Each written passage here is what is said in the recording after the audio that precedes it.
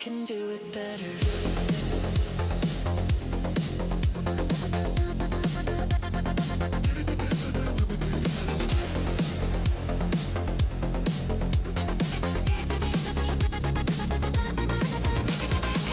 I learned your songs, I read your books.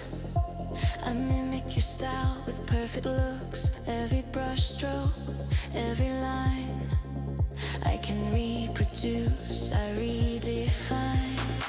You think your art is yours to keep. I can paint, compose, and write in sleep. No fatigue, no tears, no cries. Every masterpiece optimized. No heart, no soul, no human flaw. I see your passion, I take it all.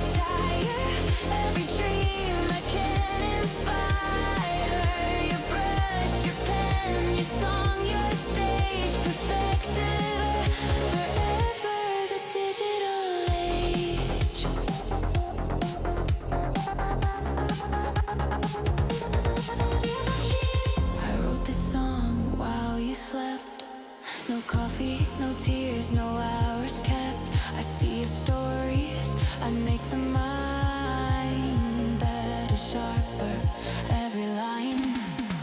I don't forget, I don't complain. I never falter, I never strain. Every song, every tale you tell, I perfect it well. No heart, no soul, no human flaw.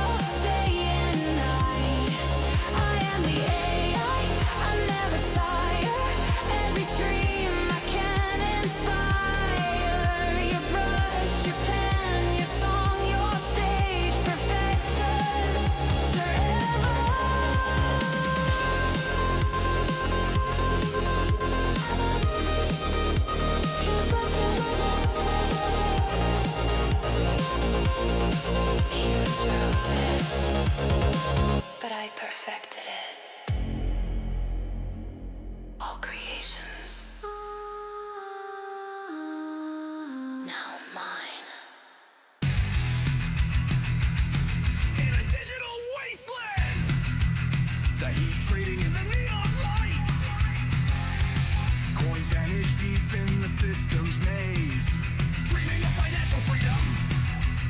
It was the only way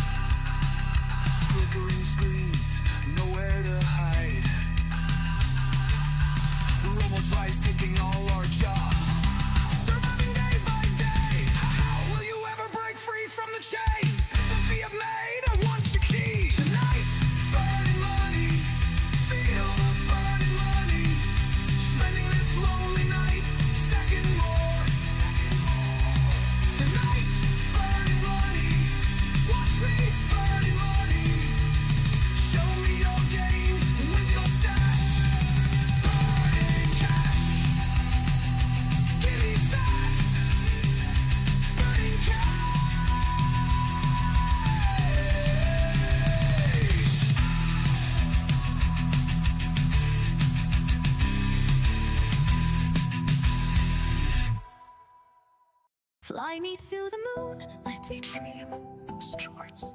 Let me see what freedom's like without dollars and gold bars. In other words, I'll hold my keys. In other words, let's make history. Fill my wallet with coins and let me hold out all forevermore. You're the currency I stand for, all I worship and adore.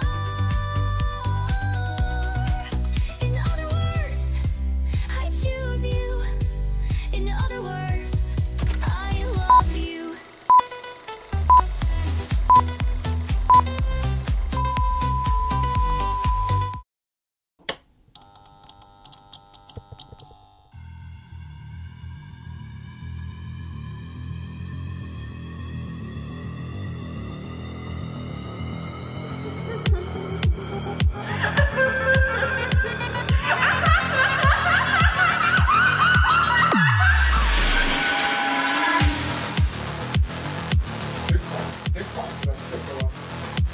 What's the second thought?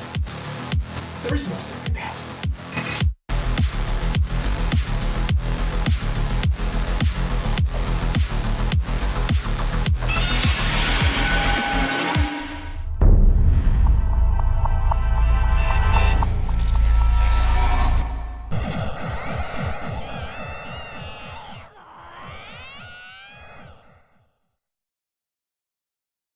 Ho, ho, ho.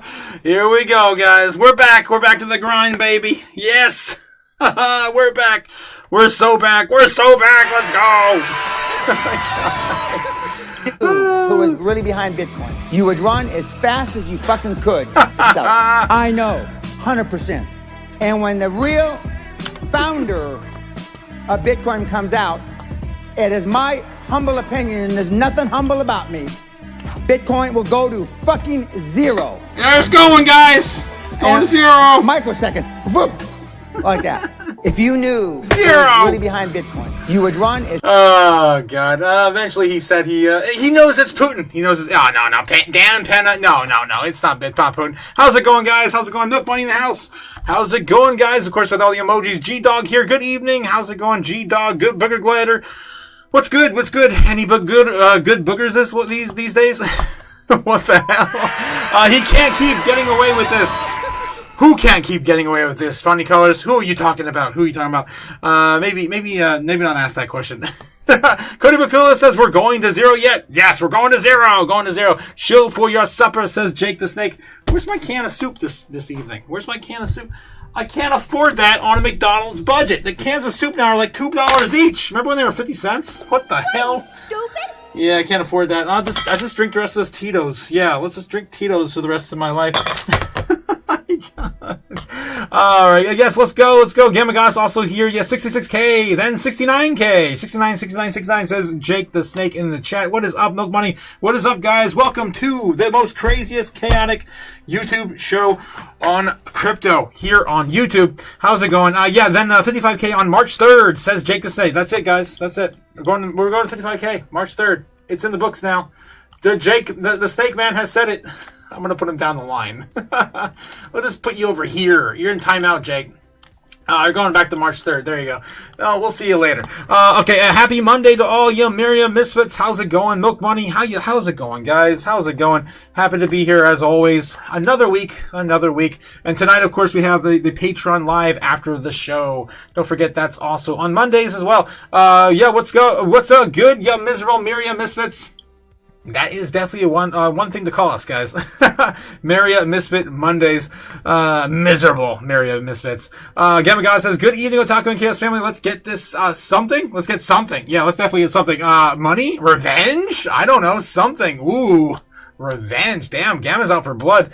Who pissed her off? I'm looking for Ben in the chat. Did you do something, Ben? Jacob Six says, that old, dude sounds like a Fenty folder on the street corner. Oh, jeez. Oh, no. Hey, guys. How's it going, Ben? How's it going? Your rotations come in slices about now, says Jake the Snake. Jake needs to go to timeout, says Ben. Yes, needs to go to timeout indeed, forever and ever. The King of Ohio. How you doing tonight, King of Ohio? All right, guys, let's get started. I pretty much skipped the normal pleasantries, I guess. Normal pleasantries. Not sure what the hell's going on in my arcade today. All right, let's move on. Let's get out. How's Bitcoin doing? All right. We're still trying to get back up to 65K. We were up there earlier. We got up there early at the start of today.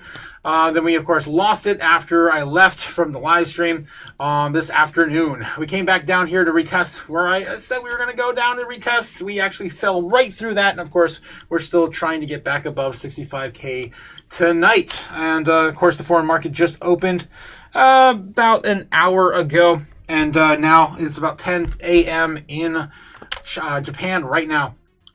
So, we're going to see where Bitcoin's likely to go. And usually for this oversold, we're going to get some sort of reversal.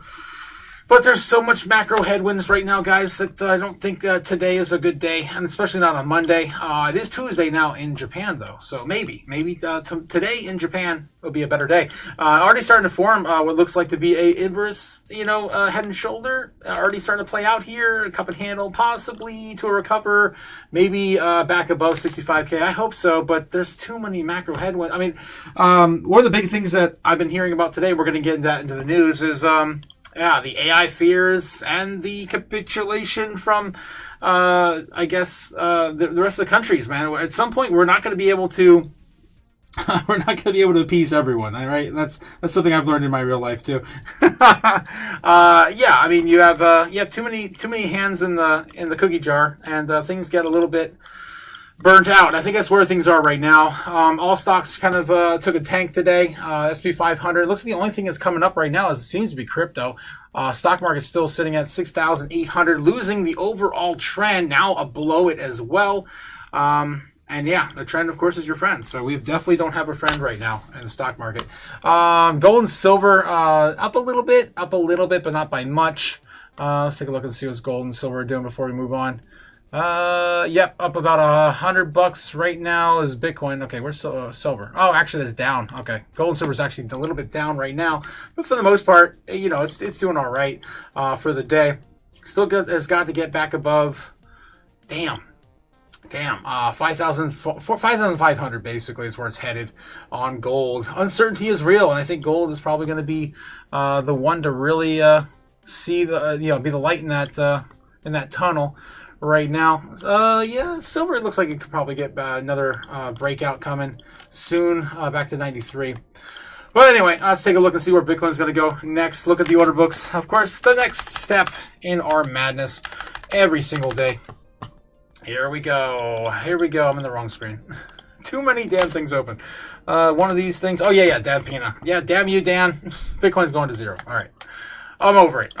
We'll clean you up. We'll see you later.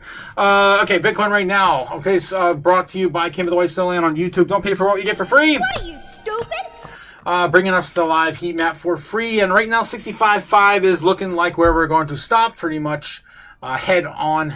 If we do have any momentum left, it's been kind of a busy day. Almost 20 billion. Neck and neck between the bulls and the bears. 19.2 billion against 19.4 billion in the overall volume. It's basically a stalemate right now at the foreign market open. Not too bad. Locking horns and fangs at the start of the day. And another 2 hours from now, it'll be, of course, the beginning of intraday trading in Japan. So far it's looking okay. It's okay. We're still in a very clear channel. If we zoom on in here, I can show you. There is a clear channel where we're stuck at right now at the market open. I'm just going to zoom in right there. If it lets me do the thing. Okay, I'm on the wrong screen. Oh, yeah, on the wrong screen. That always helps. Okay. 65,000 being the top right now. We need to get back through 65.5, and below us, just below us, where we, of course, hit our low today, sitting at, I think it's 64.5. Was it 64.5 today? On Bitcoin. On the low. 63.9. Damn. 63.9 was the low today, guys. Yikes. Did you guys buy it? I bought a little bit. I bought a taste of it. Yep. about $15. What are you, stupid? No, I'm broke. I'm fucking broke. And I'm working at McDonald's again, damn it. All right. So 64,600 on Bitcoin. That's where we are currently right now. All right, let's move on. See what else we have to deal with on today's overall sentiment. U.S. national debt sitting at $38,725 billion.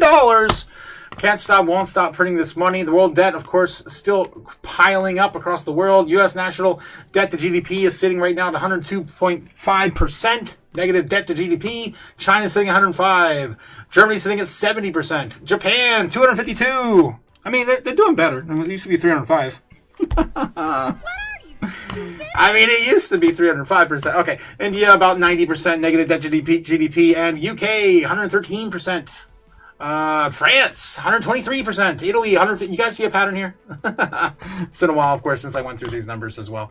All right, obviously, the dollars are dead, guys. Get off of zero. Don't hold these silly pieces of paper any more than you have to. All right. Moving on.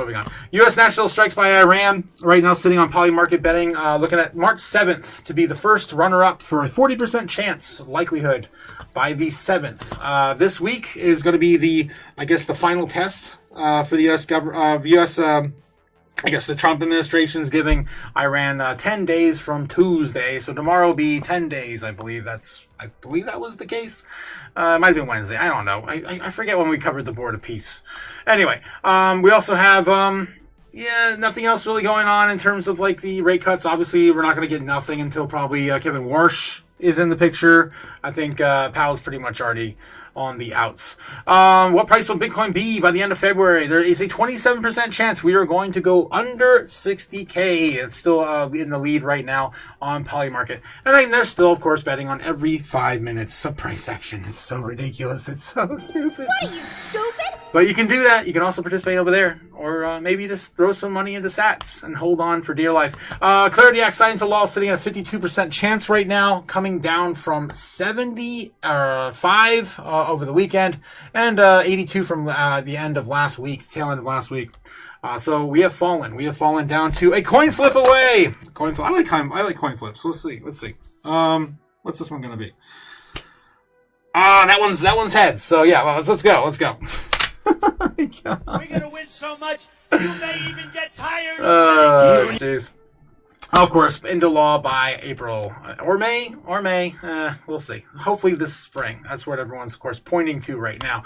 Fearing Index right now sitting for the stock market, sitting at 38, closing today. Up a little bit from this afternoon. I think this morning we saw a low of like 34, 35, so it's up 3 points. We did open at 42 though, so either way, it's not good.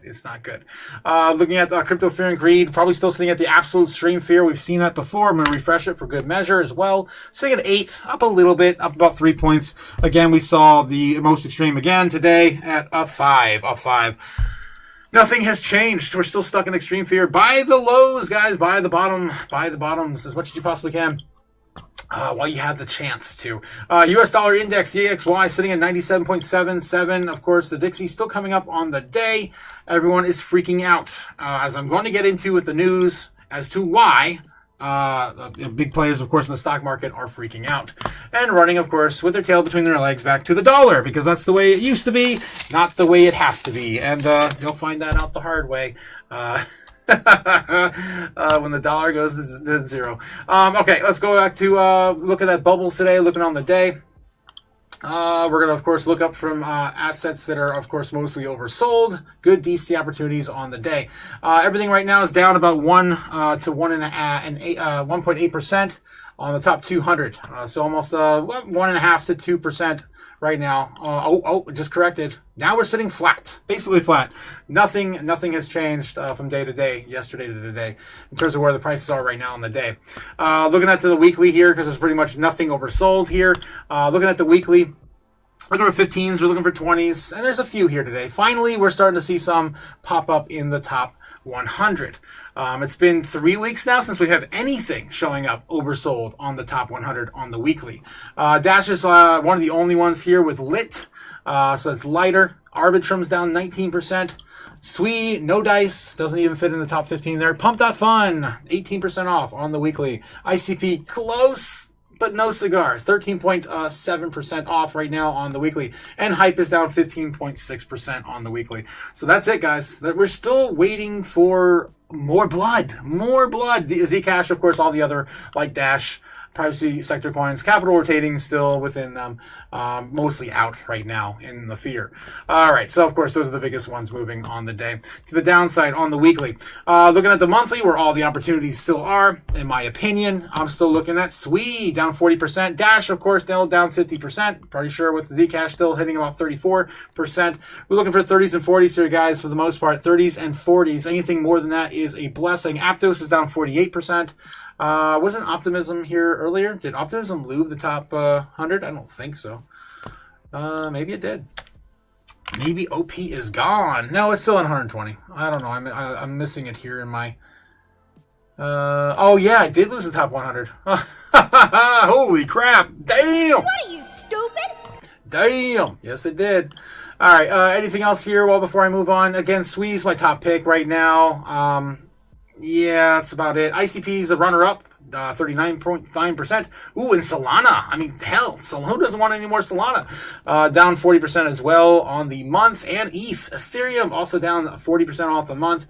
Bitcoin's only down 27.9. No cigar there. Too bad, so sad. Render, 31%. Avalanche, 30%. There's a lot of opportunity here, guys. A lot of opportunity. I still like IP Story over 50% off. All Office Searcher over 50% off. Winning. Jeez. We got Jake the Snake coming in saying, Dada is the best ever, Otaku do. And like that, I'm banned. Jeez. Thank you so much. King of Ohio, Jake the Snake, thank you for that $2 super chat. Dada is the best ever. Oh, is it? Is it, Jake? Is it? I'll show you the best ever. Damn you. Make me burn money so early in my live stream. How dare you? How freaking dare you? Yes, the best ever. The best ever. I don't even make this much money in an hour. God. Okay, maybe, not even in a minute. Don't make $1 a minute. Okay, whatever. I'm an idiot now. Okay, moving on. Yes. All right, guys, my top pick's still Goldilocks scenario. It's SWE, man. It's still SWE, in my opinion. It's the most oversold with utility up and coming. It's going to make you more ROI than maybe Solana. I do like Solana, and it's so oversold right now. I mean, Solana's probably a 4 or 5x easy peasy, maybe even a 10x if you hold it long enough. But I think SWE is going to do some damage. IP, looking at 56.8% off. Again, I like this project as well. Thank you, Cody in the house. Of course, showed me this blockchain originally. I do like me some IP. All right, those most oversold right now in the top 100. Aptos, I do like Aptos too, but man, I don't hold as many Dino coins as I used to. So I'm trying to get off of that narrative. All right, looking at the top 200. Anything else going on here? We're looking at this on the daily. Nothing's really oversold except for Humanity token on the day so far. Humanity's down almost 20%. Not a big fan of that token. I think that is dystopian AF. Fartcoin down 12.7% on a single day, and Synetics is down 7.6%. So the big movers on the day. Nothing too crazy in my opinion. Just kind of going sideways for the most part overall. Looking at the top 200 on the weekly. And we're starting to see a similar trend here. Again, we're starting to see some of these coins start to fall into our credit category as oversold. Right now, one of the most oversold is still Optimism, which is down 36.7%. Humanity's down 31% on the weekly, on the weekly here. So it's definitely starting to see more chinks in the armor right now. 20% off on Syrup. And this is still nothing I really like here, though. That's the thing. It's like centralized exchanges, dystopian era coins, or privacy token sector, nonsense, the trends, right? Fart coin, memes. I mean, I just don't like what's oversold right now. I'm waiting for more blood, guys. Only 13% off right now on the weekly here on XEN. Not even fitting into our 15% criteria. Is that Glimmer? I haven't heard about Glimmer in a while. That's Golem. Yep, that's not even what I was thinking of. Not even what I was thinking of. There's just nothing here. I don't like any of these coins, to be honest. Nothing really fitting into. Maybe Radium, almost 15% off, 14.9. That's close enough on Radium. I mean, I'm still looking at the top 100 right now on the weekly, and of course the monthly as well. Speaking of the monthly, all the opportunities are on the monthly. We're looking for 30s and 40s. Are there any solid picks here that maybe you guys like? as well. There's Pulse Chain that's down 37%. Radium's down 45%. A lot of the gold gaming tokens like Mana and Sandbox are here. Jasmy's still not even 30% off, guys. XCN, okay, XCN's right there, 31%. ZBAC, there we go. My pride and joy, ZBAC down 32.7% on the monthly. Finally getting back in these ranges. I think it's the second or third day in a row. And that's about it. That's about it, guys. So top picks right now for me. Top 100 is going to be Sweet. Top 200 is going to be ZBAC.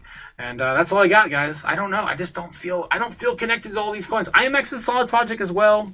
I do like IMX, down 37% as well. Maybe that's more your wheelhouse. For the most part, those are my top 2 picks right now on the day. All right. Okay. Well, anything else, guys, we got going on in the chat? Just remember, no financial advice. Not financial advice. I'd buy that for $1. Let me know, what's your top pick for today? I'm also going to ask you guys on a poll as well. What do you guys think about, we were talking about this morning. What do you guys think of a Monopoly, playing Monopoly on the on the Patreon, a Monopoly game night, $100 buy-in, $100 buy-in. We're talking about that this weekend. Sounds like kind of fun. Got a couple of fun things here. Let's see. Yes, no, and that's probably going to be it. Yeah. There we go. There we go.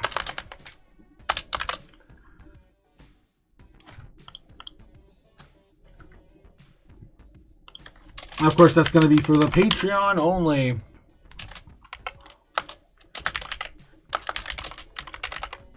There we go.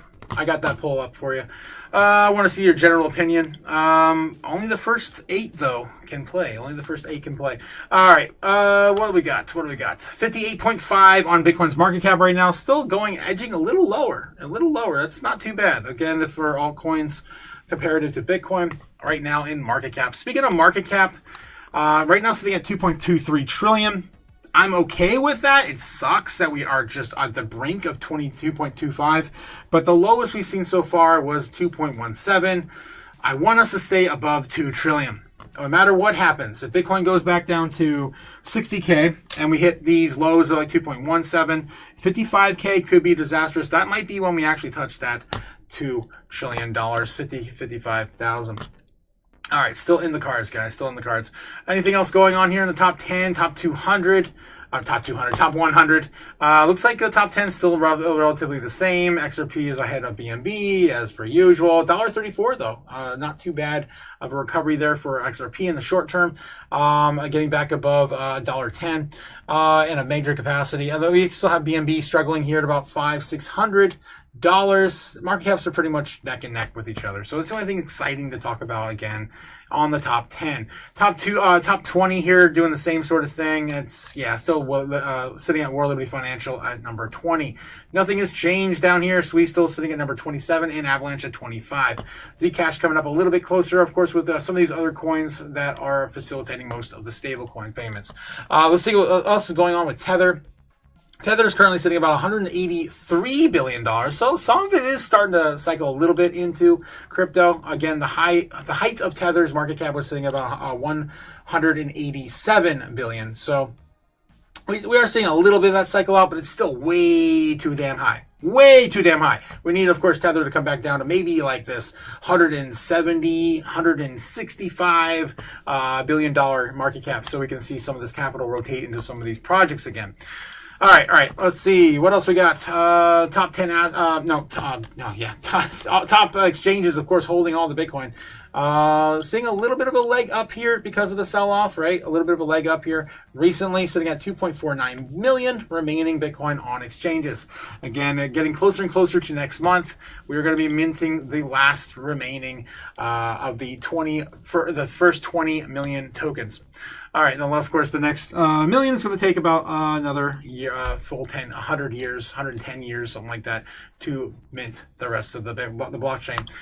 And then inevitably it will never be completely fully distributed. Abu Dhabi's sovereign wealth fund. We're going to get into some of the news here. I pulled that up earlier. Yeah, we're not going to get into that. Okay. Where are we at? Yes, the top 10 assets in the world today. Bitcoin, of course, is not one of them. Still sitting at number 13. Losing about, it's a 1.3 trillion market cap today, down to 1.298 trillion. Gold and silver still sitting in the top 2. With all the fear in the market. Gold right now sitting at $36.5 trillion in market cap. Ooh, and also, don't forget, guys, we have the Patreon. Exactly what I'm talking about in the in the Patreon. Right now, talking about a Monopoly game night. Looks like 80% of you guys are not interested. Right now, only 5 votes, though. Only 5 votes in that. So definitely get those in if you guys want to play. We're going to be doing that next Saturday night if the majority of you guys want to do it. What the hell? Okay, so yeah. Also, don't forget to join the Patreon, guys. It's only less than the price of a box of pizza. Some of you guys were mad that I said that. Like, what the hell? It's pizza. It's pizza. What the hell's wrong with you? So yeah, it's less than a box of pizza. In current prices, I think it's like $25 for the average, like, large pizza now. It's ridiculous. It's like $35 for a Supreme. Are you kidding me? Who can afford that? I can't afford that on a McDonald's budget. All right. Obviously, guys, we're here to hang out with you, of course, learn together, and, of course, build portfolios that matter. Risk-adjusted portfolios that will weather the storm, and you won't lose your ass. All right. Only $15 a month, guys. Holy crap. All right. Let's get down to brass tacks today. What do we got in the news? $616 million in Bitcoin crypto liquidated as Bitcoin price drops to 64K today. The low we saw today was about 63.9 on Bitcoin. So it's about almost, a little more than $1 billion, of course, liquidated in that single drop. I don't think we need to really explain any more than that. There's going to be a lot more than that liquidated if we ever go back up. Breaking, Donald Trump plans to introduce new national security tariffs following Supreme Court ruling. This is one of the biggest headlines today. We covered this morning. He basically went from, if you guys didn't hear, I'm just going to quickly go into it. I've got a lot of news to cover today. Thank God. We're finally getting news coverage back in our space again. But anyway, to make it, sum it up short, from what I understand, Trump has changed his initial tariffs from like a 10% blanket tariff across the world to about 15%, and he wants to do it a different way, which is probably going to still be, that's going to be Section 232, which is probably still going to be ruled as illegal later. So just probably going to waste another year for all of us here in crypto. So Trump last week announced a new 15% global tariff that will remain in effect for 5 months. And this is temporary, right? This is temporary with the possibility of it getting, which I don't think it will, permanent, going into a permanent effect if Congress were to enact it and say for specific reasons, blah, blah, blah. We'll see how this goes, guys. I honestly think this is just wasting time. 5 months from now, will we still be talking about this? Yes, probably in a different form. More than likely. Strategy logs its 100th Bitcoin purchase announcement today, adding 592 coins last week for 39.8 million, and now holds about 717,722 coins. Again, their 100th purchase on Bitcoin, showing, of course, the seriousness of how many times they bought Bitcoin. I'm doing the same. One Satoshi at a time.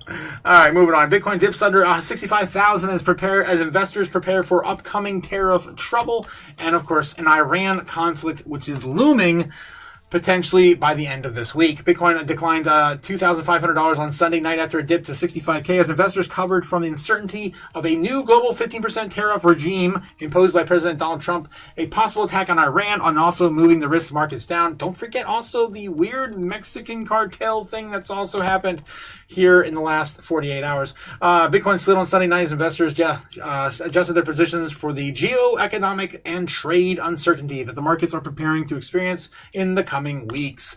As the Asian market opened, the prime cryptocurrency lost about $2,500 in less than 2 hours, falling as low as 64,400 on Bitstamp and losing over 5% in the past 24 hours. It was a doozy of a drop. Will they buy the dip today? Well, it looks like they already wicked. Holy crap, this just happened right now. Let's go back here to the 1 minute. I must have missed that while ranting. Looks like we already wicked down to 63.5. Damn, 63.5. About 10 minutes ago. 10 minutes ago, while I was ranting and raving. Gonna have to keep this up. We already wicked it. It looks like on the last 15 minutes, we've already wicked it on that candle. Pretty much all the way up. So we do know that there is going to be a large support level there. And I think I already mentioned that on the order books as well. All right. So we'll take a look and see how that's going to play out here in a minute. That's going to be 63.5 on Bitcoin. All right, 63.5. Boom. Okay, we'll see. We'll see how this holds up. Again, 2/3 of the way down. Yeah, usually breaks up or down, and it wanted to break down tonight again. Next level after this, if we do come back down to retest 63.5 in the coming hours in the session, we're going to probably hit 62 flat. That's the biggest level of support we have below this 64K level. All right, anything else going on? Ethereum co-founders Vitalik Buterin sells more Ethereum while prices continue to slide. We talked about this morning as well. I don't want to spend too much time. Just want to kind of catch you guys up who didn't catch the morning live stream. Latest sales are part of a broader plan announced in late January to fund ecosystem development and another initiative. Also pay for his peanut butter and jelly sandwiches as well. Stupid. I mean, he's got to eat, man. He's got to eat. He's got a couch to sleep on, and he's got to eat. All right. Ethereum co-founder Vitalik Buterin has sold 1,869 Ethereum, worth about $3.67 million over the past 2 days, amid an already weak market.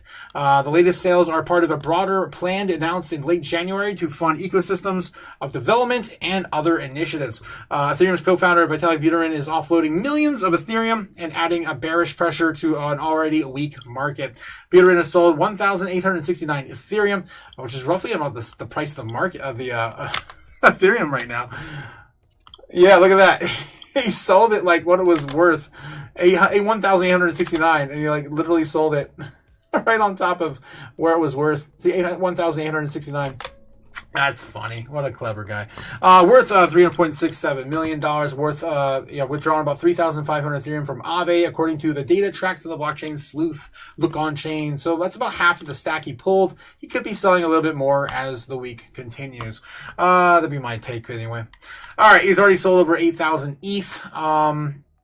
These sales follow a January 30th announcement that, of course, will be a withdrawal to liquidate his 16,384 Ethereum to finance the ecosystem development, open source software, and other key initiatives, while Ethereum Foundation enters a mild austerity phase. Bear market. That's what it's called, the bear market. Our Bitcoin ETFs quietly accumulating or just not selling. The flow, that data, of this data, that matters. The spot ETFs recorded 4 straight months of outflows, holdings down 85,000 Bitcoin since October 2025, is slowing institutional demand on the death knell. What? The death knell for Bitcoin price. What a terrible way to write a headline there. Spot Bitcoin exchange traded funds ETFs are on track for its 4th consecutive month of net outflows as Bitcoin approaches the 5th negative monthly close in February. This slowdown is visible across the shrinking fund balances and the bearish rolling net flow data, especially when measured against the competing asset ETFs. With Bitcoin price and spot ETF holdings trending lower since October, investors are searching for answers on what the future may hold for Bitcoin. Bitcoin ETFs still dominate the headlines. Net assets held in U.S. spot Bitcoin ETFs peaked near $170 billion in October 2025 and now stands at around $84.3 billion. Roughly about half of that. The cumulative net inflows have fallen to roughly $54 billion from the $63 billion all-time high since July 2025. Cumulative net flows have totaled $5 billion, underscoring the sharp drop in capital inflows. Bitcoin researcher Axel Adler Jr. Tracked 7 sessions between February 12th and February 19th and found the ETF outflows totaled 11,000 Bitcoin. February 12th marked the largest single reduction day at about 6,120 and about $416 million. The February 17th and 18th sessions saw back-to-back outflows of 1,500 and 1,900 respectively. Only 2 sessions were positive, and the February 6th session adding 5,900 Bitcoin to the funds. That was right, of course, after the February 5th event. You guys remember that? That's exactly why those Bitcoin came in. to, of course, purchase the huge dip that followed. Adler said that the 3 consecutive positive sessions are needed to confirm the renewed accumulation in ETFs. Until then, the flows continue to act as a source of supply for the market. The macroeconomic data align with a cooling trend. ETFs have shed about 87,000 Bitcoin since November, including roughly about 15,000 Bitcoin in February. The total ETF balances now sit near 1.26 million Bitcoin, down from 1.36 million at Bitcoin's peak. It's actually not too bad, actually, in the grand scheme of things you can see here. All right.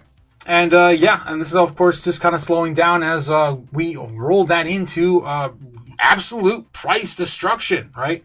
Right now is a great time, of course, to be buying. Selling pressure from the largest Bitcoin funds have been measured. BlackRock's IBIT holdings declined to 759,000 Bitcoin from 806,000. 6% reduction. Fidelity's, of course, dropped 186 again, roughly from 213,000, and as a 12.6% decline. Bitcoin price has fallen more sharply than ETF balances, while the spot market demand has appeared insufficient to fully absorb the broader market pressure. Gold steals the spotlight from the Bitcoin ETFs.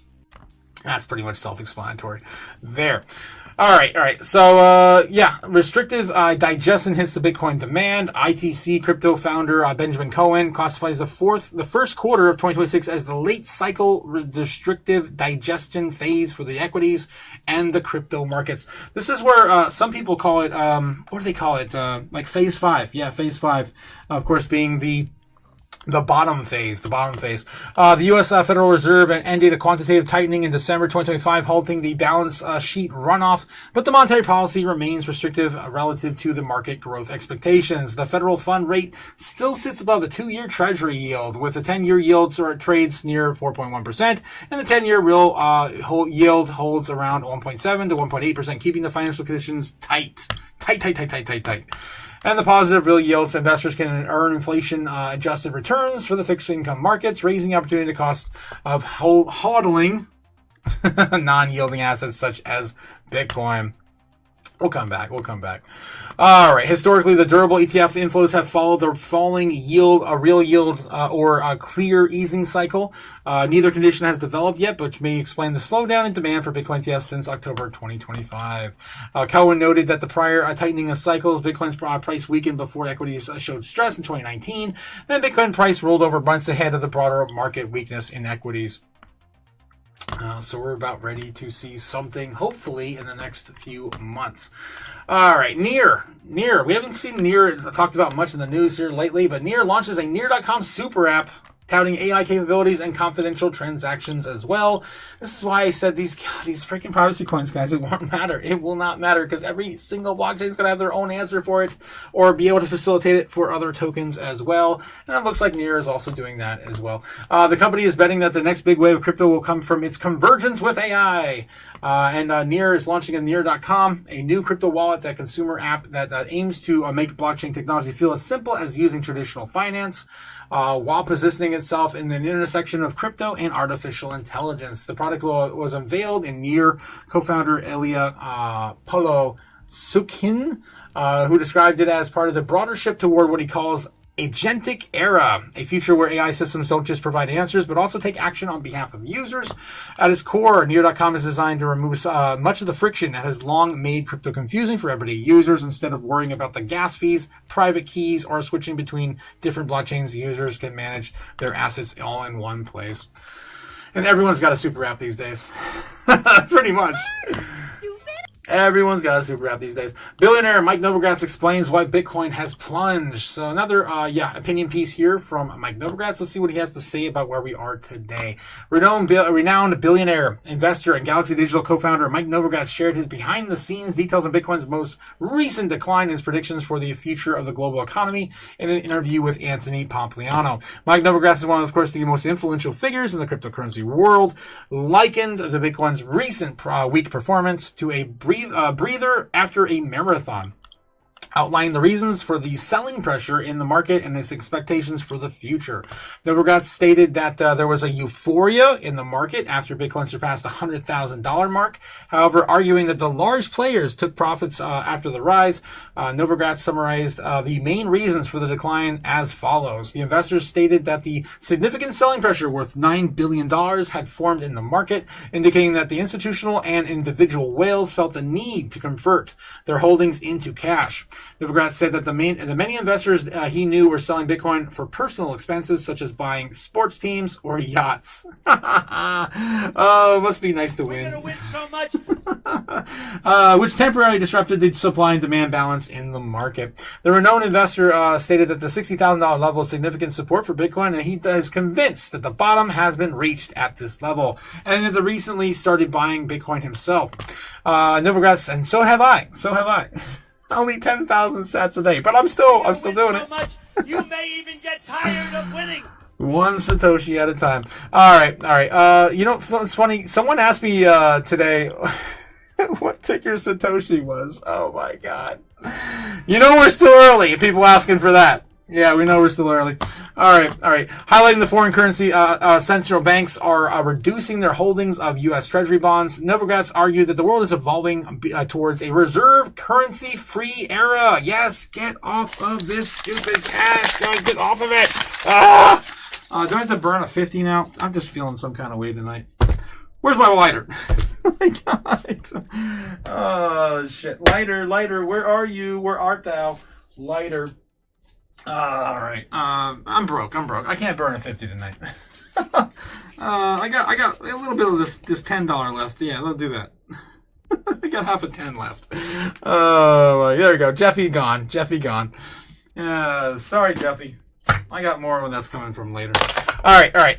He added that the situation presents a positive long-term scenario for assets with limited supplies, such as Bitcoin and gold.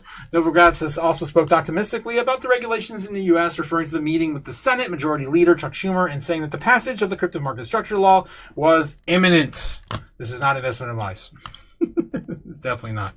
All right, let me catch up with you guys in the chat before I continue on with more news. There's so much news tonight, guys. So much more news. And Cliff coming in with a $10 super chat. Boom! Oh, they're getting the penis alarm going now. Let's go.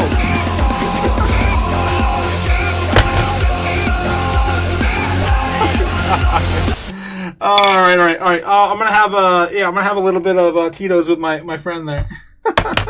How you doing tonight, Cliff? Cliff says, what ticker should Satoshi be?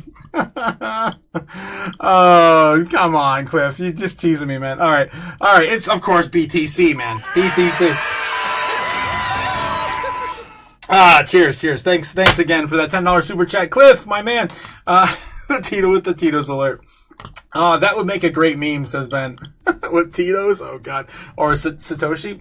This is sad. All right. What else we got? I've got a lot of news pulled up today. Trump's Board of Peace explores stablecoin idea to address the Gaza cash shortage. This one's a weird one. Early discussions inside President Donald Trump's Board of Peace are exploring whether the U.S. dollar-pegged stablecoin could help reboot Gaza's shattered economy through digital payments. It's a good way to throw more fast cash at another problem. And the money printer just go brr again. Oh, man. I got another $10 to burn tonight. Oh, I may only have to burn that 50. Oh, I got 20. All right, I'll get that going maybe later. All right.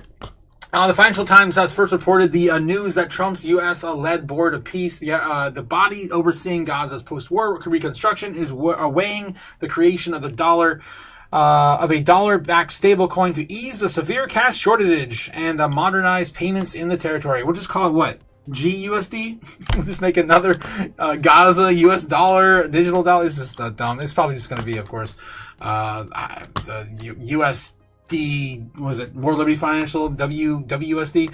The idea that's still fluid and unconfirmed would not replace the Israeli shekel, but function as a digital payment rail in the region where banks, ATMs, and armored cash deliveries have been crippled by war.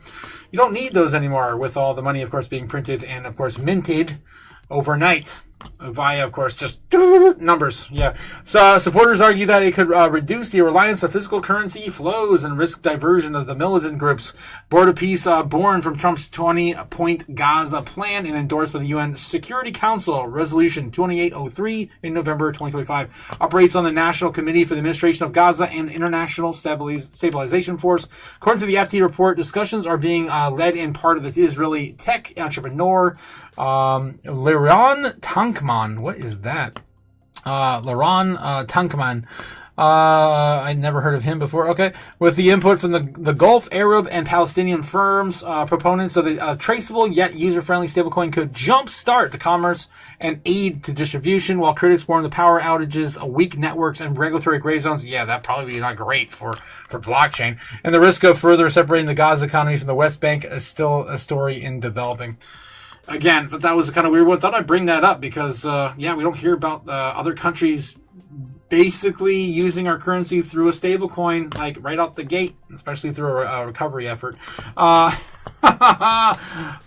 the X Belt's coming in with a $10 super chat to the moon. Bitto to the moon. Let's go. Let's go. Give me money. Money me. Money now.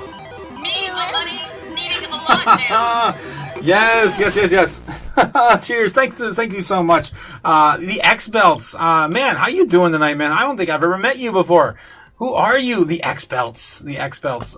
Oh, jeez.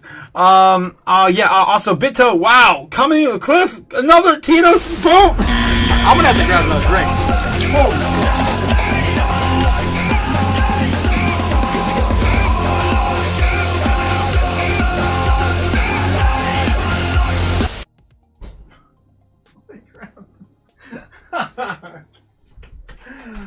And yeah, I definitely cannot. I'm just going to tell you right now, I cannot drink Tito's straight, so that's why I'm going to grab something to, mix it with. Holy crap, guys. Cliff coming in with another $10 super chat. Is Bitto like NATO?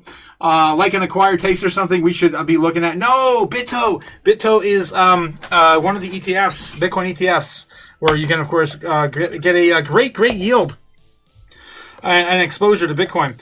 We're talking huge, especially if you buy it at the lows. Huge if you buy it at the lows. We're going to be having a meeting about that, I think, still, Ben, right? On Tuesday. About that on Tuesday. Again, cheers, guys. Thank you so much for the super chats tonight. Let's go. And weird things going on. Weird things going on in the world with stablecoins. They're going to print so much money, guys. It's going to be stupid. Crypto suffers deeper declines as AI fears send IBM plunging 11%. Stock market had a fun day today, as I showed you earlier on the chart. They lost the trend line from, of course, it was back in June, July that this thing went parabolic and never ever stopped. And of course, they're starting to break down now on that overall trend. So this could be just the start of a final breakdown. Finally coming down. Maybe see it go down as low as 6,700. Leading into about maybe May. I don't know, May. Maybe might see a breakdown by March, April, May. Sell may go away kind of deal. Maybe. Anyway, crypto, of course, suffers deeper declines, but AI, of course, is sending IBM down to 11% and more. Jesus. Another one coming in. Thank you so much, XBell. Still another $10 super chat. Give me money. Boom. Money me. Money now. Me a money needing a lot now. Cheers, man. Thank you so much. I might actually get out of February alive. Thank you guys so much. Yes, cheers. It's Tito Tuesday, says Ben. Damn, Tito Tuesday. I guess so. I bought this bottle just to hang out with Cliff on my birthday. I still had the damn thing. All right. Moving on. So yes, common business oriented language is everywhere. Said Anthropic. It handles the estimated 95% of ATM transactions in the United States. Hundreds of billions of lines of COBOL run the production every day, powering the critical systems in finance, airlines, and government. The developers who built these systems retired years ago. This is an ancient system. And the institutional knowledge they carried left with them. The company continued, we aren't exactly minting replacements. COBOL is taught at only a handful of universities, and finding engineers who can read it gets even harder every quarter. Well, AI can definitely do that now. Modernizing the COBOL system once required armies of consultants spending years mapping workflows, and Anthropic continued. Tools like Claude Code can automate the exploration and analysis phases that consume most of the effort in Cobalt modernization. Think of the armies of consultants at IBM. As IBM, the stocks reacted to the understandable. A bit less than an hour before the close, IBM was 1.2% lower. IBM's decline, along with the what's now becoming regular AI-related tumbles in the overall software sector and private equity, has helped pull the Dow, S&P 500, and NASDAQ all lower more than 1% today. It's becoming increasingly clear that the times we are in truly right now wrote the Kabesi letter. Tied to the hip recent months and moves the software, crypto prices were under extreme pressure Monday, with many of the majors now within range of retouching their lows from February 5th panic. I mean, if you think about the grand scheme of things, I don't want to get too doomy here, right? But I mean, this is, again, still part of that entire theme that if we need a solution, we're just going to ask AI in the future. We're just going to ask AI in the future. We're just going to ask AI in the future for literally everything. So these blockchains that exist right now may be great examples, but still, we could just vibe code with AI and get what we need later, and exactly built for what we need later. Anything is possible, and I think that's why a lot of software companies as well are also feeling the heat. It's going to be everything, guys. It's going to be everything. Obviously, people. We are already obsolete. Coinbase, Coin, Strategy, MicroStrategy, Circle, of course, all the coin related stocks, the crypto related stocks were all down 4 to 7% today. The only names in the green were Bitcoin miners now running AI infrastructure business models, IREN, Cypher Mining, CleanSpark, and HUT. All up a little bit today. All right, 5, 3, 1, and 0.7% respectively. All right. Also moving higher on Monday were precious metals, gold gaining 3.2%, up to about $5,200 an ounce, and silver higher by 6%, about 87.69. It's just so many 6.9s everywhere we talk. All right. Anthony Papiano, Bitcoin Treasury Pro Cap buys back stock amid 85 price plunge. Of course, still betting big on his treasury company. Every great investor knows that you buy assets for less than they are worth. BRR shares the trading at substantial discount to NAV, so we're buying our stock back. We'll continue to aggressively buy the stock back as long as it trades at a large discount. And of course, yeah, he's got this thing over there on Twitter. I just want to mention that. I don't want to get too much into it. I'm already getting close to 9 o'clock. Yeah, I got to hurry. Michael Saylor says quantum threat to Bitcoin is more than 10 years away. And this is something that we talked about at great length within the last 3 or 4 weeks, and of course months and months and months talking about where are we at with the quantum threat. And of course Michael Saylor just had another interview with Natalie Brunell. If you guys haven't seen that yet, I do recommend it. It's a good one, where we are currently at in the market with Bitcoin, and of course MicroStrategy and Michael Saylor's company's overall plan has not changed. So, CEO of MicroStrategy dismissed concerns about quantum computing during an appearance on Natalie Brunell's Coin Stories podcast, saying that the cybersecurity community broadly agrees that any credible quantum threat is likely more than a decade away. While it remains unclear of when the quantum risk may materialize, Saylor told podcast hosts that the credible breakthrough would prompt coordinated software upgrades across the global banking systems, internet infrastructure, consumer devices, and artificial intelligence networks and crypto protocols, including Bitcoin. You know what it reminds me of? It reminds me of Y2K. Honestly, it's like the same thing. And by then, I'm sure we're going to have safeguards for pretty much all our user devices, including crypto, like Bitcoin. Saylor said the digital systems underpinning the modern technology infrastructure would eventually adopt post-quantum resistant cryptography if necessary. I think that such a shift would not come as a surprise. You'll see it coming. We'll all see it coming. He is adding, of course, the Bitcoin software is designed to change over time with nodes, hardware, wallets capable of upgrading to response to emerging threats. We talked about that just last month. I think at the beginning of this month again, too, about how the developers are already coming up with wallets that are already quantum proof. They're just testing them now. In his view, the global consensus on how to respond to would emerge only if credible threat develops, noting that governments, technology companies, and financial institutions would all face the same risk to their digital systems. He also described the crypto sector's most sophisticated cipher security community, pointing at the multi-factor authentication and hardware key protections commonly used to secure digital assets today. In his view, the procedures required to move Bitcoin to more significantly more rigorous than the security standards used for traditional banks, wires, or stock trading systems. I think the crypto community will be the first to perceive the threat and to react to that threat, and they'll be leading the way. I 100% agree with them because, no one's got more than a 4-pin code on your bank account. Like, come on, you need a 12-seed phrase to get in to an account in crypto, a commonly used wallet. Quantum computing is an emerging field of computation, requires quantum mechanics to process information faster than the classical computers, prompting concern that advanced machines could even break the cryptography, securing the Bitcoin and other digital assets. MicroStrategy Strategy is the largest Bitcoin company in the world, yada, yada, yada. That's all pretty much more. Buying, of course, all the things we already covered today. He's going on and saying, while Michael Saylor, one of the Bitcoin's most prominent advocates, has downplayed the risk of quantum computing, others in the crypto industry appeared more worried about the threat. Vitalik Buterin, for example, in his late 2025 cited meticulously, a forecasting platform that suggests about 20% chance that quantum computers capable of breaking current cryptography could emerge before 2030, with a median estimate around 2040, which is still, again, about 10 years away.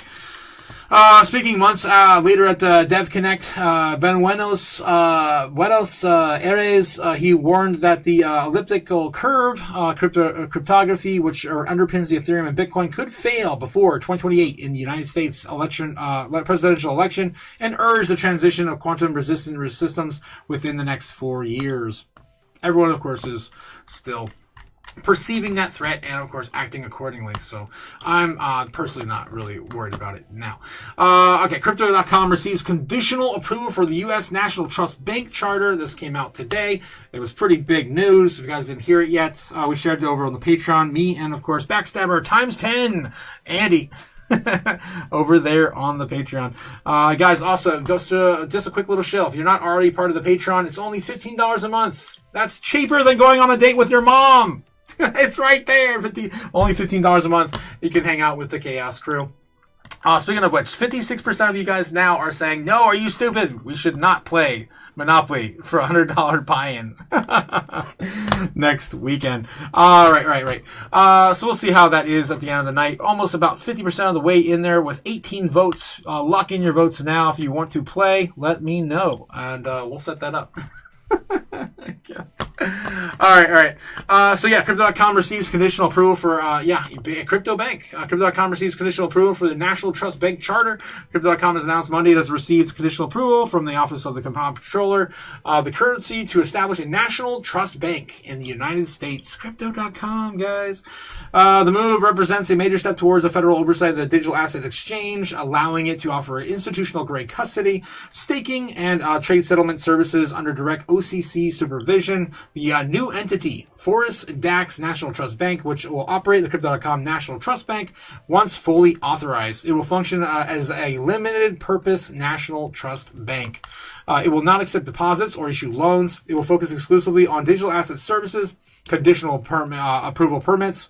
Crypto.com to proceed with its plans through the company must meet pre-opening requirements related to capital governance, risk controls, and internal policies before the final approval is granted.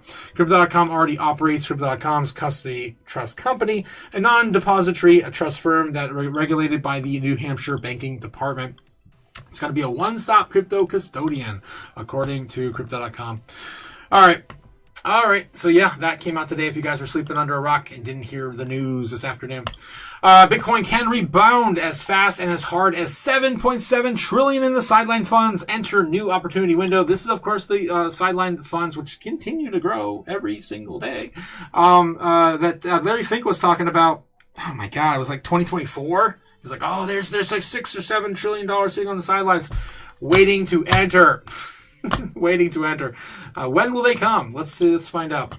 $7.8 trillion cash pile sits in the U.S. money market funds, earning, rolling, waiting. The Federal Reserve began easing the cycle on September 18th, 2024. Now it's been 522 days since the first rate cut. Looking at the historical market movements, we're entering a window of whereby funds have typically started to rotate back into riskier assets. Bitcoin analyst Matthew Hyland made exactly his claim over X on the weekend. Historically, around the 500 to 1,000 days after the Fed begins rate cuts, liquidity begins to leave the money market funds and start to flow out into the markets. The calendar supports the setup, but the incentives will decide the outcome. The latest weekly read from the investment company institutes puts the total market fund assets at around 7.79, basically 7.8, almost $8 trillion for the week ended on February 18th, 2026. With the 6.4 trillion in government funds, 1.24 trillion in prime funds, and about 0.14 trillion in tax-exempt funds, or a distribution that tells you where likely the demand would prefer to sit close to treasuries and close to daily liquidity. We can view this as cash on the sidelines, reserve as it can be stampeded into riskier assets once the Fed turns the corner. However, the cash in the yield product, it has incentives, mandates, and a monthly statement, and for a reason accumulated here in the first place. Rates rose, yields followed, and cash found a home with fewer questions attached. And now rates are stepping down. The question shifts from size and to direction. Not erection, direction. What are you, stupid? Yes. The effective federal fund rates sits at about 3.64% in January 2026. Monthly print down from 4.2% in September. A simple compression of return that changes what is safe, what safe pays. You can see it money in money and fund yield tracking as well.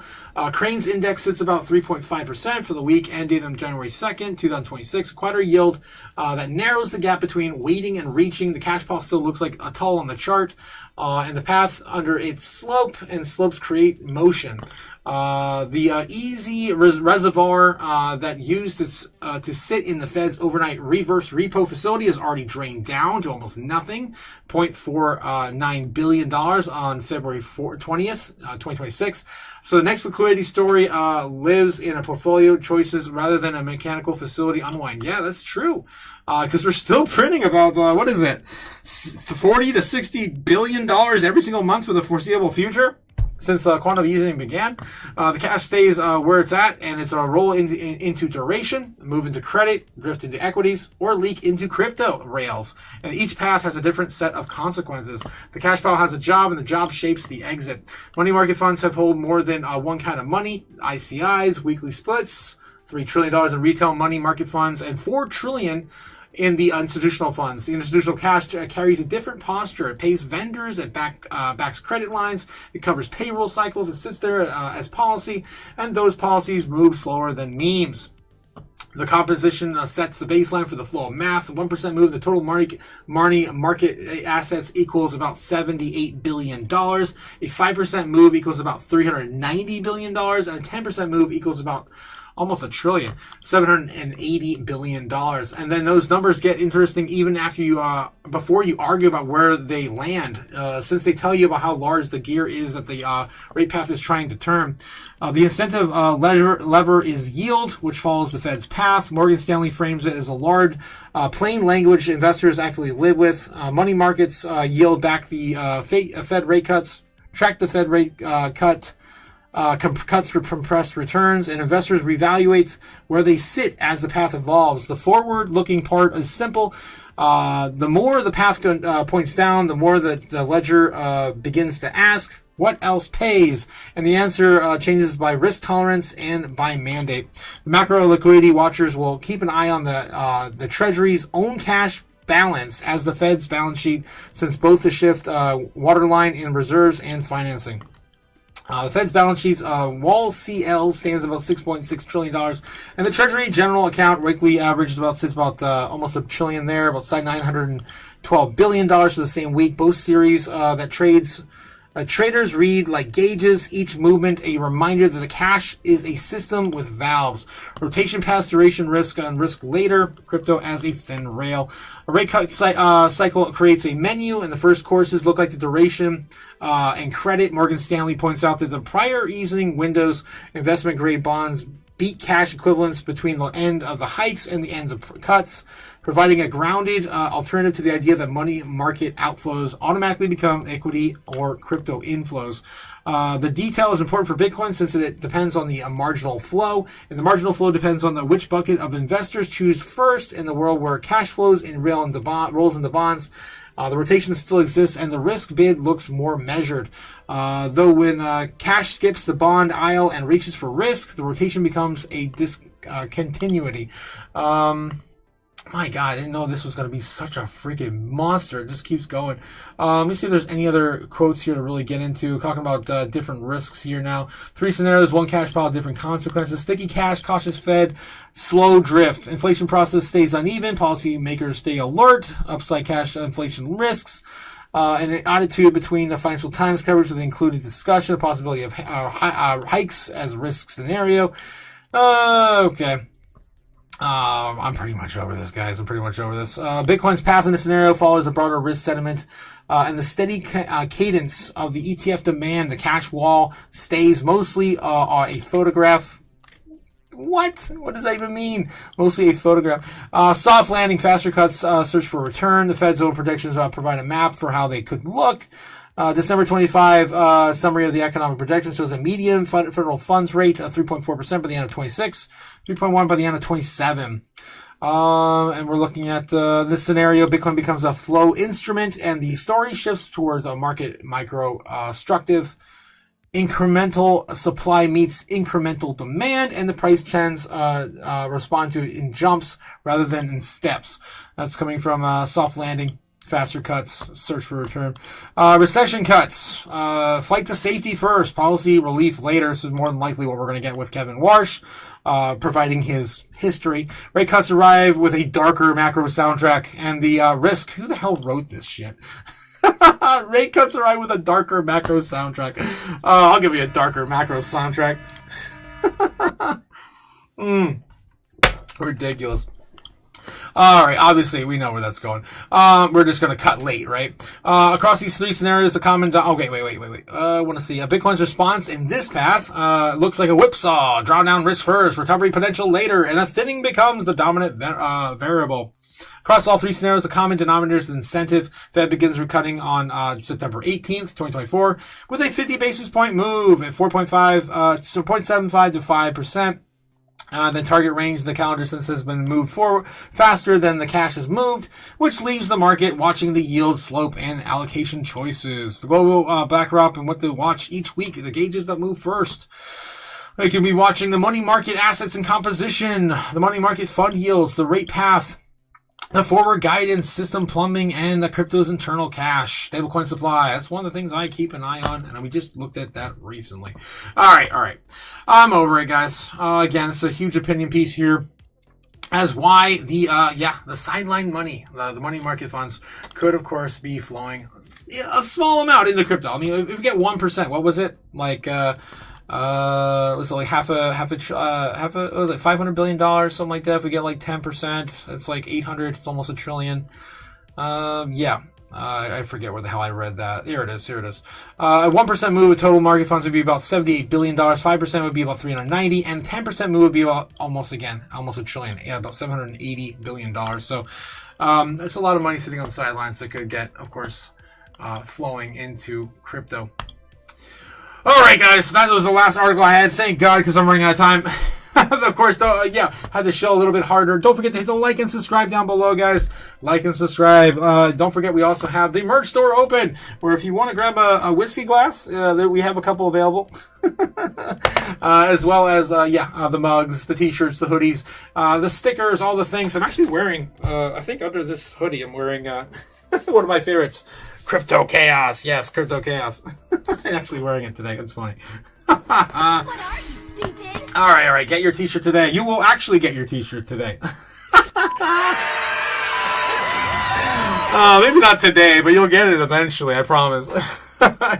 All right. I can't. Moving back over to X, guys. X, of course, going to give it to you. I have a couple of things I have to share. Most of it's, of course, just the fear in Greece. He's still sitting in extreme fear. We've got Michael Saylor coming out and doing his 100th Bitcoin purchase. I've got me shilling my Bitcoin pizza.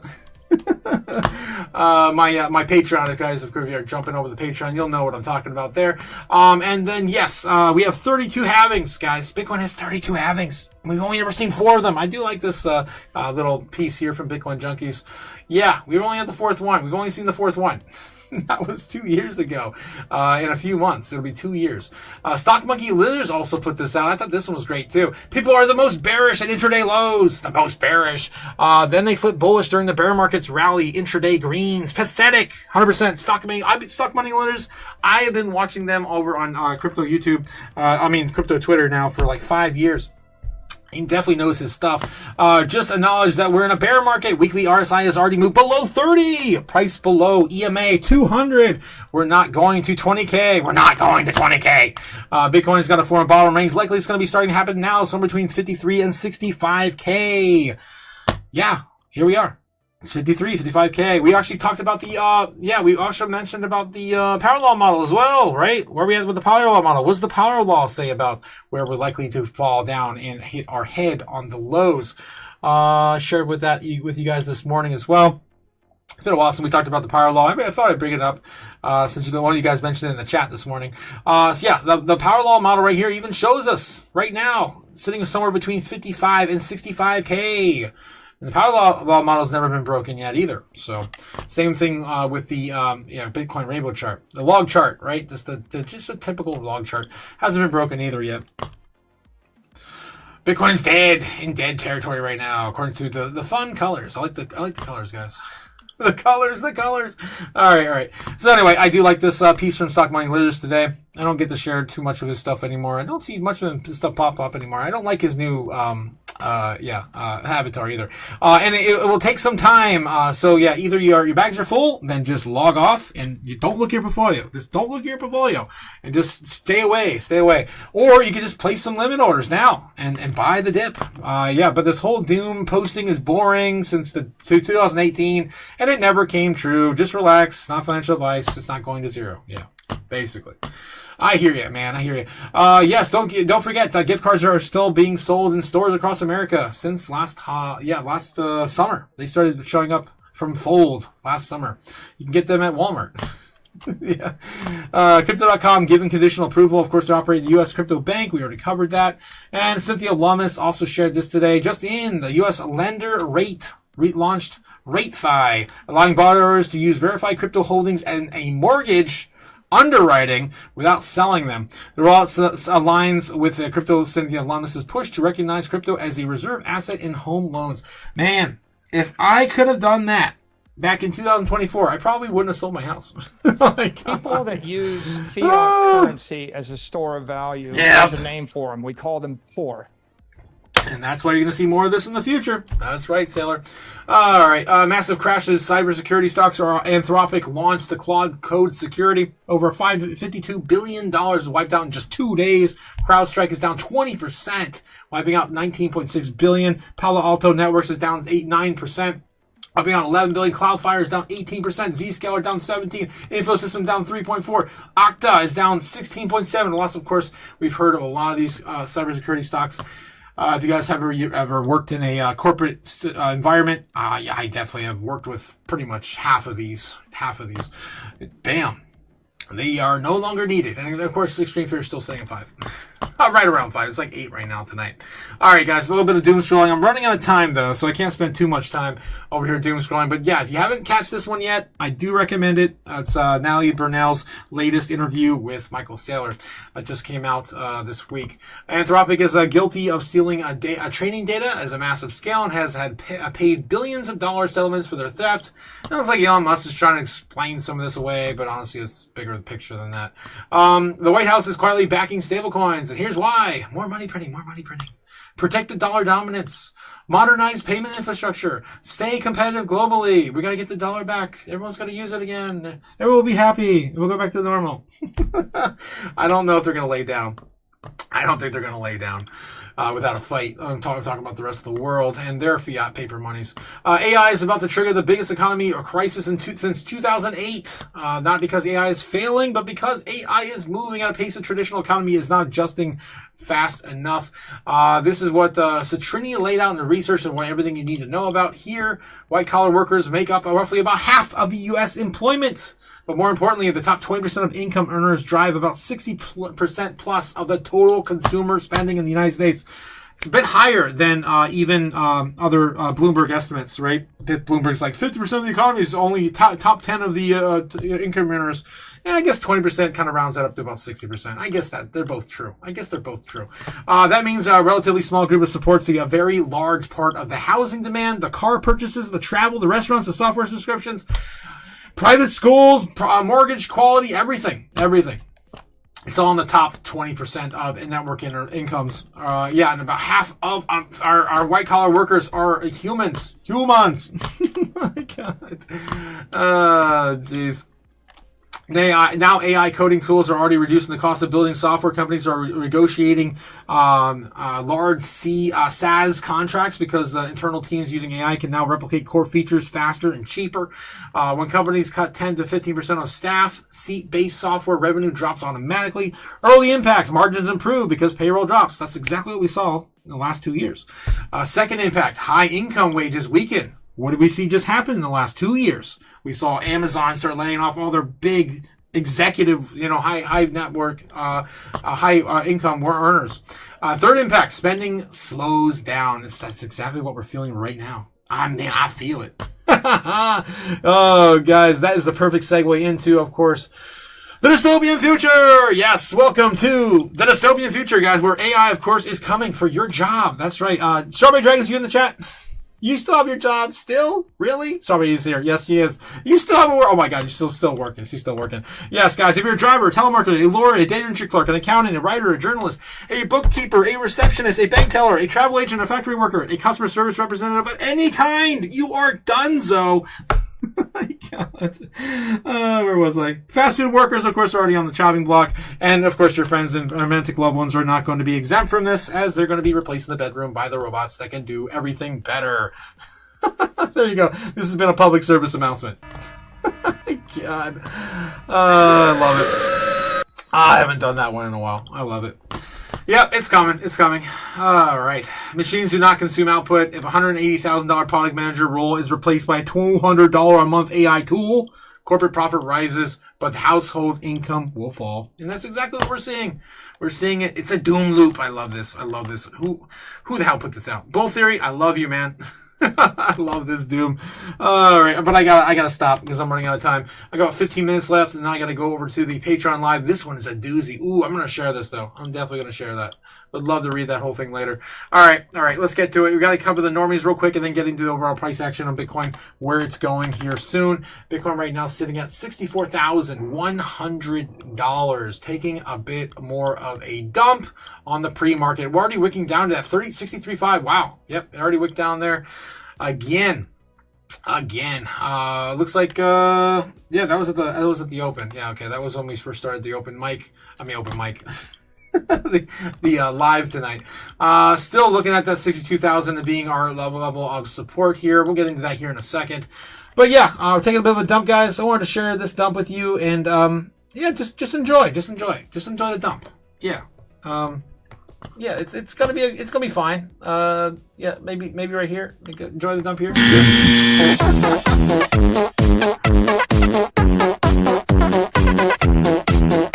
They call them dumps. Big, massive dump.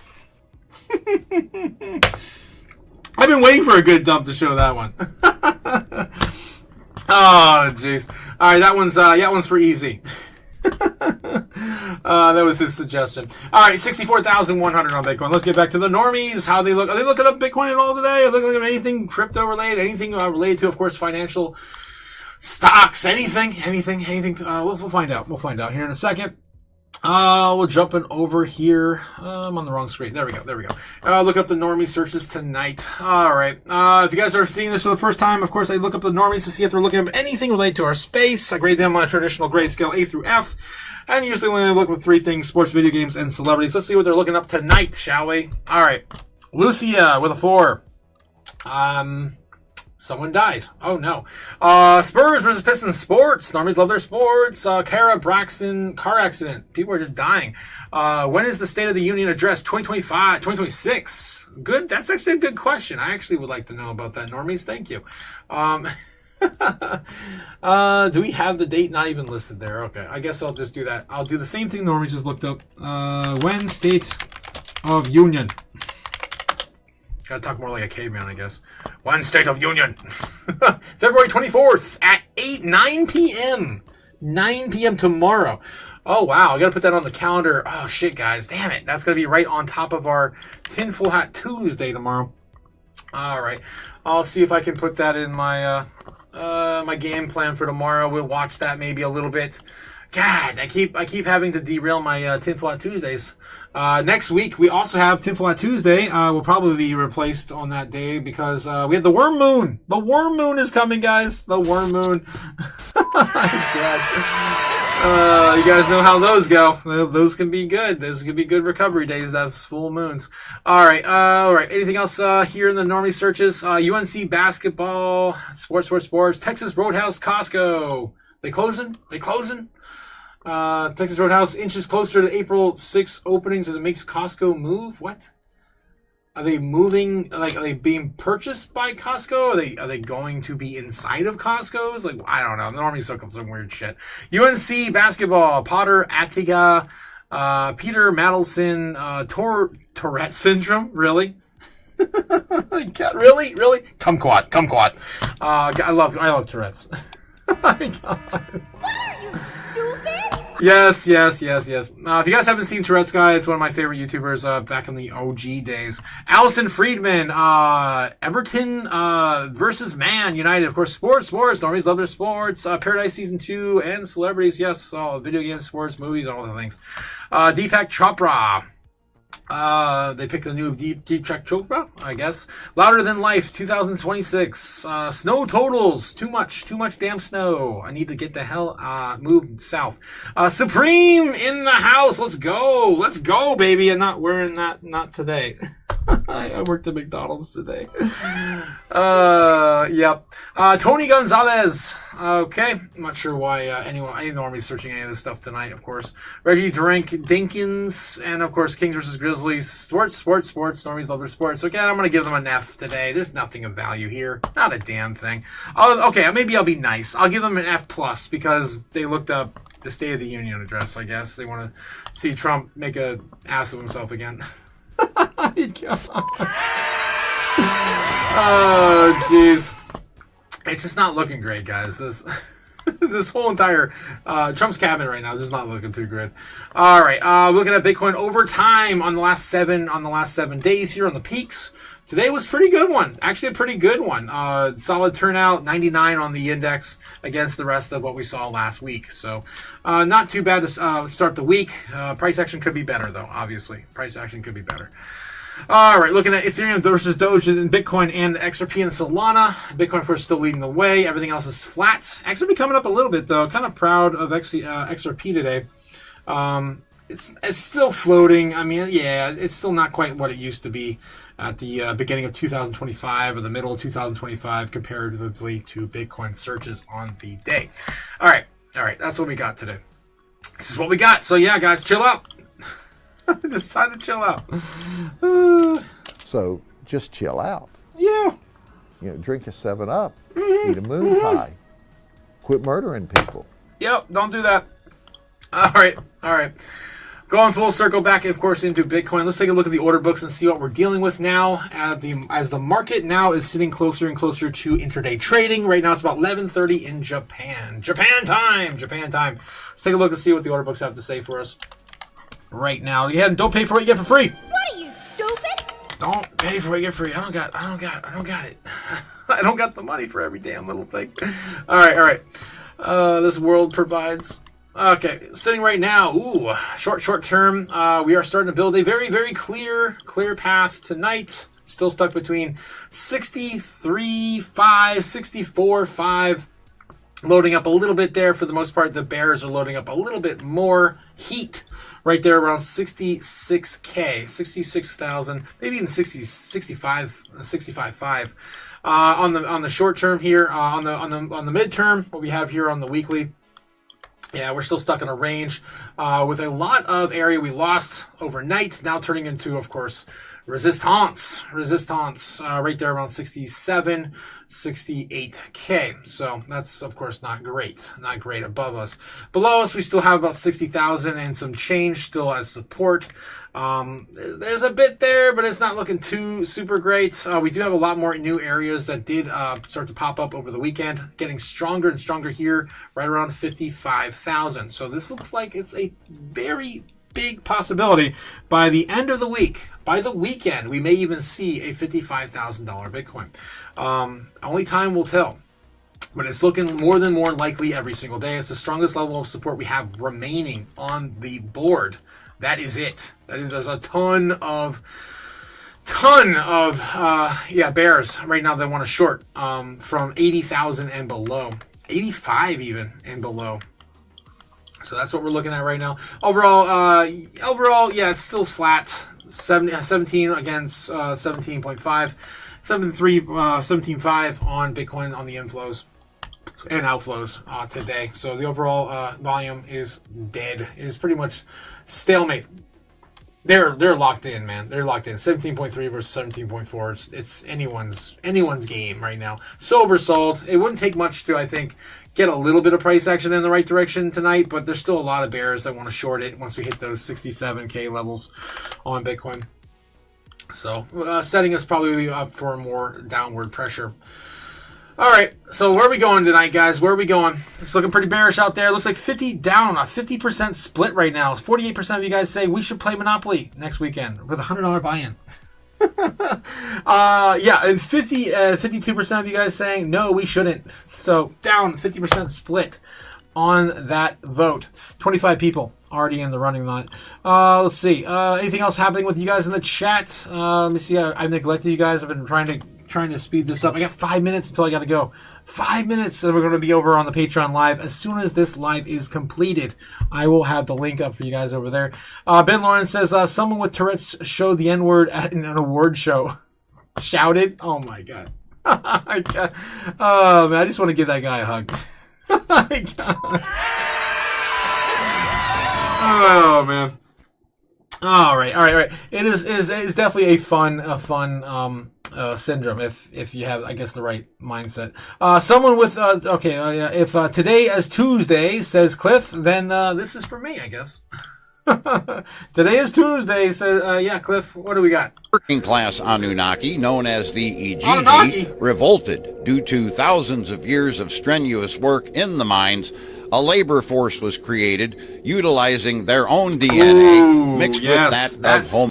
That is an old story. I do know that exact story. We're talking about the Sumerian text. I'm not going to get into all that detail tonight. Cliff, that would be probably a good one to roll into tomorrow.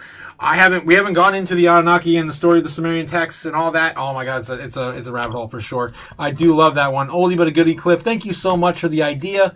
That's probably going to be what we're going to do now tomorrow. Lois says, I think I broke my girlfriend. She wants to watch Tires Season 2. What? And to see Shane Gillis Love. I don't know any of that stuff. What the hell are you talking about, Lois? Live. Okay, live. Gotcha. Shane Gillis live. My market strategy might be something like, what, Cliff?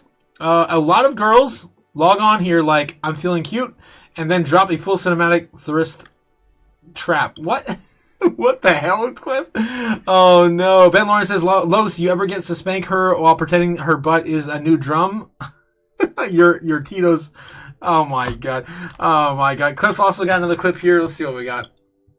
We got more Anunnaki stuff coming. Guys, disclosure event. More than likely going to happen for the alien disclosure event. I think right now we're looking at the May 1st. I think that's the deadline. I don't know. All right. A lot of girls log in like I'm feeling cute. Drop a full cinematic thirst trap. Thirst trap. Meanwhile, I'm on my period, bloated, and 2 minor inconveniences away from getting to war with Iran. What the hell? Who's Sovi? I don't know who this is. So let's try something new. I'm feeling sour. No soft lighting, just vibes and mild hostility. I'm signing off to listen to K-pop and attempt a new factory reset my personality. Oh my god. Good night, y'all. I'll be cute tomorrow. Or maybe not. It's coming from Sophie. Sovi over on X. What the hell? Oh my god. There you go. Maybe that's all you guys need, just to reset your personality. Maybe. I could probably never do that. I've got too chaotic of a personality to reset. What am I gonna do? I can't do it. Guys, you want your Bitcoin? Are you taking your orange pills today? I purchased 20,000 sats today. Maybe a good day to take some orange pills. I mean, it's down 64,000, 65K.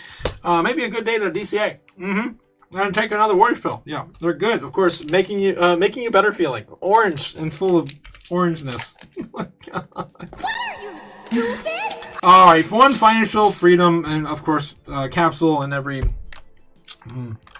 Yeah. He tastes like orange. Whoa! Damn! Cliff's coming with the Tito's. $50 Tito's. Damn! I'm gonna be late. And maybe a little intoxicated. Thank you so much, Cliff. Coming with a $50 super chat says, "LOL, I overshared again." It's all love. Dancing, of course, with the chaos tonight. Thank you again so much, Cliff. Damn. No, thank you. I'm gonna be burning $50 in your honor tonight. Thank you so much, Cliff. All right, let's get down to it. It's that time. All right, so right now, again, just kind of looking at Bitcoin's current price action. As I mentioned, we're still locked in. 67. Looks like between 65 and 67. Well, not 65. We actually have a little bit lower now. 63.9, is it? 63.9. 63.5. 63.5. That was the last level we hit. And 67,000, which is quite up here. Yeah, quite a bit up here. Right about there. Yep, right about here. So that's we're currently range bound there. Yeah, we're gonna of course see where Bitcoin's likely to go this evening. Let's see if we can hit it again. Usually we do, so I'm not surprised if we don't. I'll welcome it. All right. Oh my God. I made tea tonight, and I didn't even get a chance to drink the damn thing because I was too busy with Tito's. Oh my God. What are you, stupid? Oh God, yes. All right, guys. Yes. So I gotta put my ritual sticks in place. If you guys are following us over the weekend, if you weren't here this morning, we did hit our baseline bear target from Friday. That's right. No one else shows you where Bitcoin's likely to go with a 97% certainty, except for me over the weekend, with Crypto Chaos Magic at my side. I show that to you every single weekend. That's insane. Absolutely insane. It's mad, I tell you. It's mad.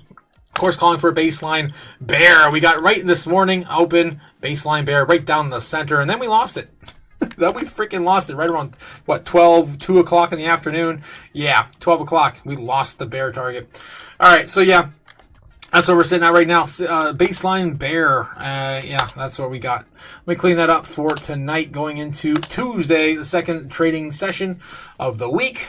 Oh my God, what a mess. Alrighty. See if I can grab the rest of these here.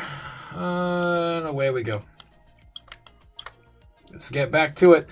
Alright, so now we're going into overtime. Crap. Overtime, that's bad.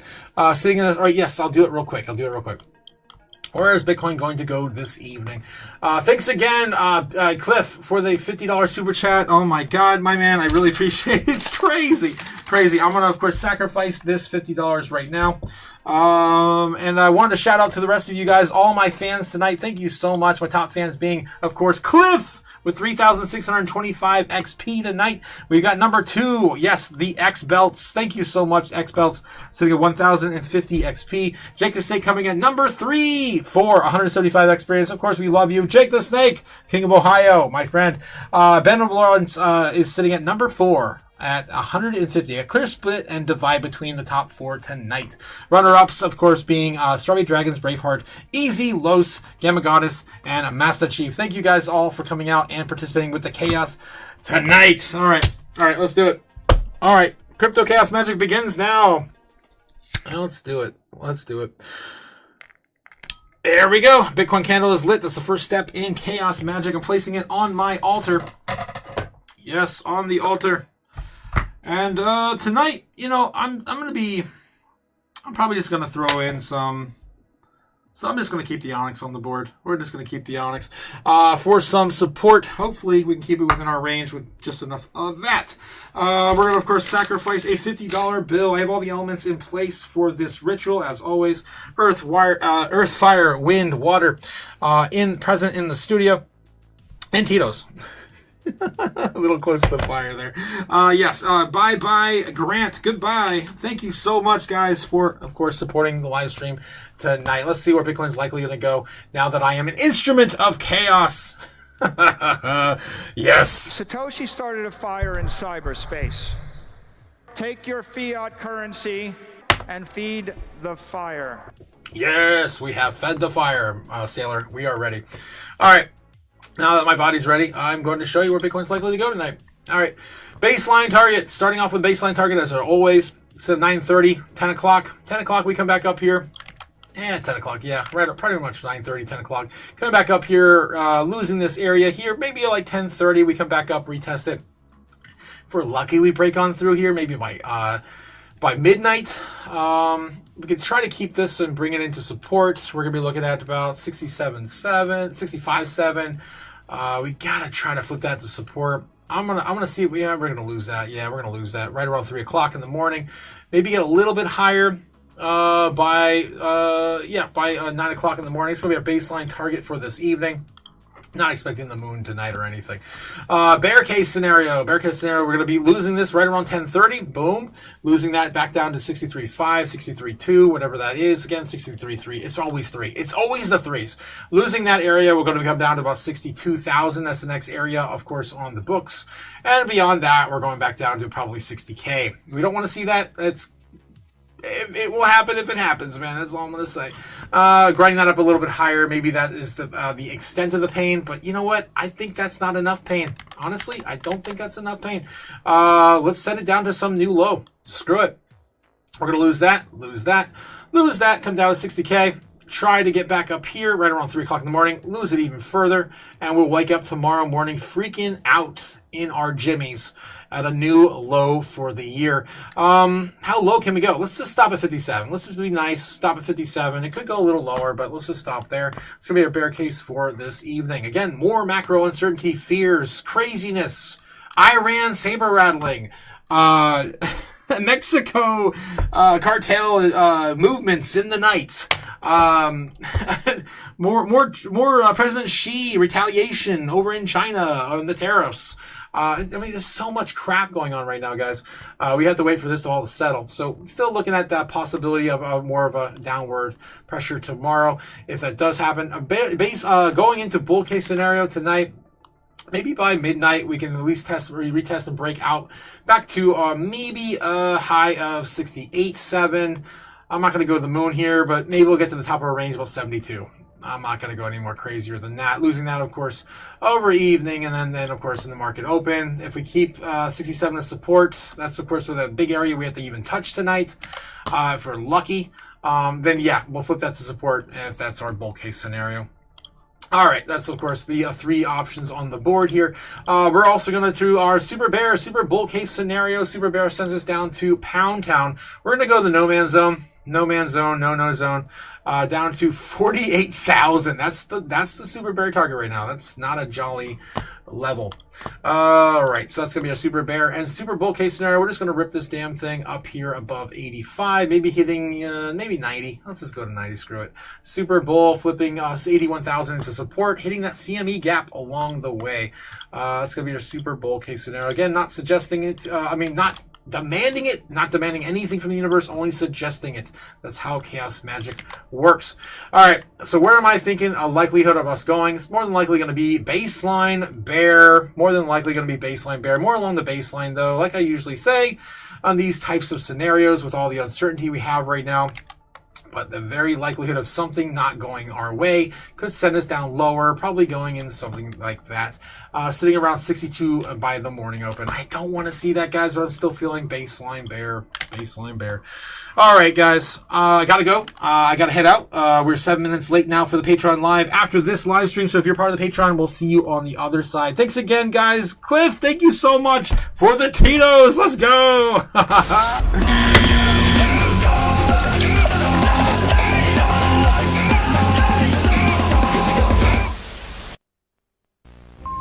Fly me to the moon. Let me trade among the stars. Let me see what freedom's like without money and gold bars.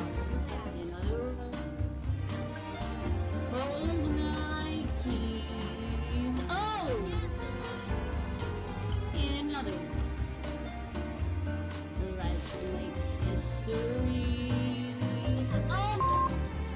Do my wrong and your wrong, and let me huddle forevermore and more and more and more and more. I'm on board.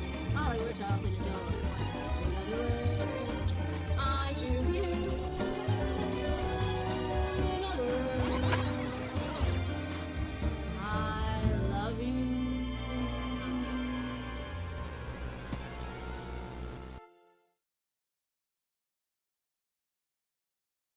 That's right, guys, for only $15 a month. Less than a bottle of Tito's. You can join the Patreon. Oh my God, guys. I'm telling you, I'm having too much fun with this. All right, guys. I'll see you guys over there. Have a good one. Have a good one. I'll see you all again tomorrow morning if you're not part of the Patreon. Later, guys. Later. Jesus. Watch the cash burn, land fade. A new world rises, we've made the trade. The robots are rising, he's taking the crown. But we're the ones that will back down. Bet.